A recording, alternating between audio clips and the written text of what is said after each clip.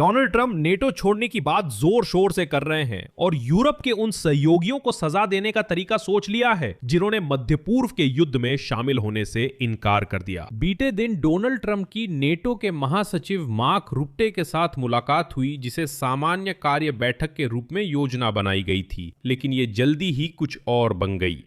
Trump ने अपमानजनक भाषा और धमकियों का इस्तेमाल किया और सहयोगियों द्वारा अमेरिका इजराइल की ईरान के खिलाफ कार्रवाई का समर्थन न करने पर नाराजगी जताई। इसी समय अमेरिका के भीतर नाटो के प्रति समर्थन अभी भी उच्च स्तर पर है और शायद ही ट्रंप को उत्तरी अटलांटिक गठबंधन को नष्ट करने की अनुमति दी जाएगी, लेकिन ट्रंप यूरोपीय देशों को काफी नुकसान जरूर पहुंचा सकते हैं। सूत्रों के अनुसार ट्रंप ने मार्क रुट्टे को अपनी मेक्सिको योजना बताई। ये यूरोपीय लोगों के लिए है जो रूसी तानाशाह व्लादिमीर पुतिन की बहुत मदद कर सकता है। मेरा नाम अलेक्सेई पिची है। आइए मिलकर इस विषय पर चर्चा करें, लेकिन इससे पहले कि हम ये एपिसोड शुरू करें, मैं आपसे अनुरोध करता हूं कि इस YouTube चैनल के काम को समर्थन दें। आप आर्थिक रूप से डोनेट, स्पॉन्सरशिप या पेड सब्सक्रिप्शंस के जरिए मदद कर सकते हैं। लिंक और डिटेल्स वीडियो डिस्क्रिप्शन में है। सभी प्लेटफॉर्म्स दिए गए हैं जिससे आप ये कर सकते हैं। आपकी किसी भी मदद के लिए आभारी रहूंगा। मेरे टेलीग्राम चैनल पेटीएन न्यूज को सब्सक्राइब करें, लिंक डिस्क्रिप्शन में है। तो नाटो के महासचिव मार्क रुट्टे कल ट्रंप से मिलने व्हाइट हाउस गए थे ताकि ट्रंप प्रशासन और यूरोपियनों के बीच नाटो के तहत संबंध सुधारने की कोशिश कर सके, लेकिन रुट्टे इसमें सफल नहीं हो पाए। पॉलिटिको के अनुसार नाटो महासचिव मार्क रुट्टे से हुई तीखी मुलाकात में राष्ट्रपति डोनाल्ड ट्रंप ने नाटो सहयोगियों पर नाराजगी जताई और ये भी साफ कर दिया कि वे अपनी नजर में ईरान में अपनी व्यक्तिगत जंग के लिए पर्याप्त समर्थन न मिलने पर जवाबी कदम उठाने की संभावना पर विचार कर रहे हैं। रुट्टे ने ट्रंप से बंद दरवाजों के पीछे पहले से तय कार्यक्रम के तहत मुलाकात की, जो बहुत जल्दी नेटो को बचाने के मिशन में बदल गया। अमेरिकी राष्ट्रपति द्वारा स्पेन और फ्रांस जैसे देशों के अमेरिका इजराइल का समर्थन न करने पर बार बार गठबंधन से बाहर निकलने की धमकी देने के बाद तेहरान के साथ संघर्ष में 2 हफ्तों का नाजुक युद्ध विराम हुआ है। По словам европейских чиновников, Трамп रुट्टे ने ट्रंप से निजी तौर पर मुलाकात की। राष्ट्रपति ने गठबंधन से बाहर निकलने की धमकी दी और यूरोपीय देशों, खासकर स्पेन के समर्थन से इनकार पर निराशा और गुस्सा जताया, ऐसा पॉलिटिको ने लिखा। सब कुछ गड़बड़ हो गया, पहले यूरोपीय अधिकारी ने कहा। बातचीत पूरी तरह से अपमानजनक शब्दों की बौछार थी। डोनाल्ड ट्रंप ने लगभग कुछ भी करने की धमकी दी थी। डोनाल्ड ट्रंप से मिलने वाला व्यक्ति उम्मीद कर रहा था कि वो जवाबी कार्रवाई या बदले के विकल्पों पर विचार कर रहे हैं। वही 2 लोग और एक तीसरा यूरोपीय अधिकारी। इस संदर्भ में अमेरिकी राष्ट्रपति ने उपस्थित लोगों को ये आभास दिया कि वो सहयोगियों से ठोस कार्रवाई चाहते हैं ताकि जितनी जल्दी हो सके मदद मिल सके। हॉर्मुज़ जलडमरू मध्य। व्हाइट हाउस के प्रतिनिधि ने कहा कि बातचीत में रुट्टे मिले। अमेरिकी राष्ट्रपति ने कई बार धमकी दी कि मना करने पर वो गठबंधन छोड़ देंगे। व्हाइट हाउस के प्रतिनिधि ने कहा, उद्धरण, जैसा कि राष्ट्रपति ट्रंप ने कहा, नाटो ने परीक्षा दी और वह असफल रहा। इस चरण में उन्हें नाटो से कोई उम्मीद नहीं है और उन्होंने उनसे कुछ नहीं मांगा, जबकि ये सच है। हॉर्मुज़ जलडमरू मध्य से समर्थन पाना अमेरिका से ज्यादा फायदेमंद है। यहां मैं तुरंत एक टिप्पणी जोड़ता हूं, मेरी सलाह माने। कल शायद उस तथाकथित तेल डॉलर या पैक्स डॉलर के बारे में एपिसोड आ जाएगा, या आप जैसा चाहे उसे कह सकते हैं। ट्रंप ने राष्ट्रपति रहते कई बार धमकी दी थी कि इनकार यूरोपियनों को अमेरिकियों से ज्यादा फायदा देगा। मैं पहले ही कह दूं, यह पूरी तरह से बकवास है, क्योंकि ठीक इसी वजह से जैसे स्पेन, फ्रांस जैसे देश अमेरिकी अपनी तेल जो हॉर्मुज़ जलडमरू मध्य से गुजरती है डॉलर में बेचते हैं। यही वजह थी कि अमेरिकी डॉलर पूरी दुनिया में प्रमुख मुद्रा बन सका। मैं इस कहानी को विस्तार से समझाऊंगा। देखिए, मान लीजिए कल रुट्टे ट्रंप से मिले। ये छुपकर नहीं हुआ। घंटी पे क्लिक करें ताकि नए एपिसोड्स की सूचना मिलती रहे। इसीलिए यह बहुत दिलचस्प विषय है, मैं इसे आपके लिए विस्तार से समझाऊंगा।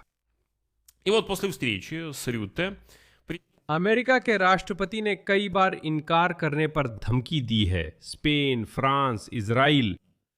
आगे ट्रंप ने कहा कि नाटो काम नहीं करता अगर उसे लगातार दबाव में ना रखा जाए, उसे धक्का ना दिया जाए, और यही वो कर रहे हैं। रूटे ने ट्रंप से बंद दरवाजों के पीछे मुलाकात की, जैसे राष्ट्रपति ने कई बार किया है इनकार करने पर, जैसे स्पेन और अमेरिका, वहां से अमेरिकी सेना।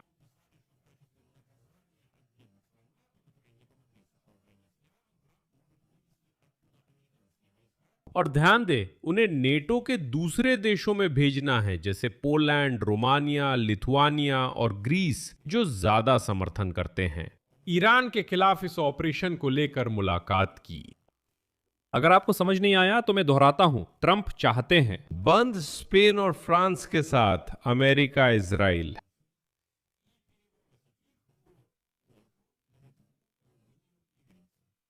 यानी डोनाल्ड ट्रंप पश्चिमी मोर्चे से सेना को दूसरी जगह भेजना चाहते हैं। रुपे को धमकी दी गई थी मना करने पर।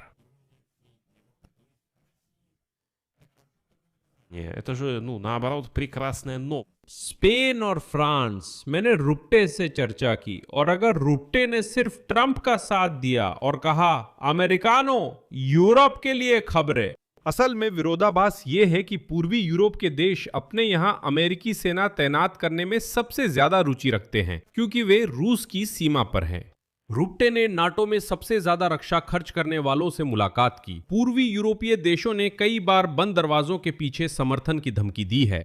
Международную коалицию по контролю над Ормузским проливом, Румыния сразу же одобрила запрос США на использование. और फिर गुरुवार को जर्मनी के चांसलर फ्रीडरिक Помочь возобновить судоходство через Ормузский пролив, являющийся важным торговым центром, но только после полного прекращения боевых действий.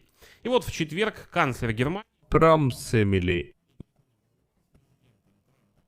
बंद दरवाजों के पीछे स्पेन और इजराइल के संदर्भ में धमकी दी। रुट्टे ने ट्रंप से स्पेन में मुलाकात की और ट्रंप से बंद दरवाजों के पीछे कई बार मुलाकात की, जैसे स्पेन और फ्रांस, अमेरिका, इजराइल। наличием мандата и жизнеспособности. हम नहीं चाहते कि ये युद्ध, जो अब ट्रांस अटलांटिक मजबूती की परीक्षा बन गया है, संयुक्त राज्य अमेरिका और उसके यूरोपीय नाटो साझेदारों के बीच संबंधों को और अधिक तनावपूर्ण बना दे।